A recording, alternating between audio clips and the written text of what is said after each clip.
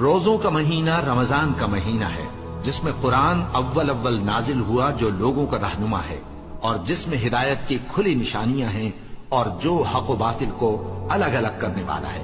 تو جو کوئی تم میں سے اس مہینے میں موجود ہو چاہیے کہ پورے مہینے کے روزے رکھے، اور جو بیمار ہو یا سفر میں ہو تو دوسرے دنوں میں روزے رکھ کر ان کا شمار پورا کر لے۔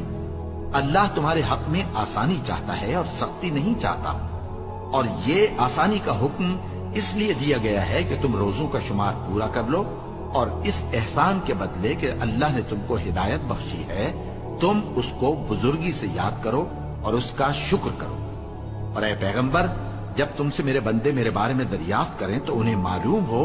کہ میں تو تمہارے پاس ہی ہوں۔ جب کوئی پکارنے والا مجھے پکارتا ہے تو میں اس کی دعا قبول کرتا ہوں، تو ان کو چاہیے کہ میرے حکموں کو مانیں اور مجھ پر ایمان رکھیں تاکہ نیک رستہ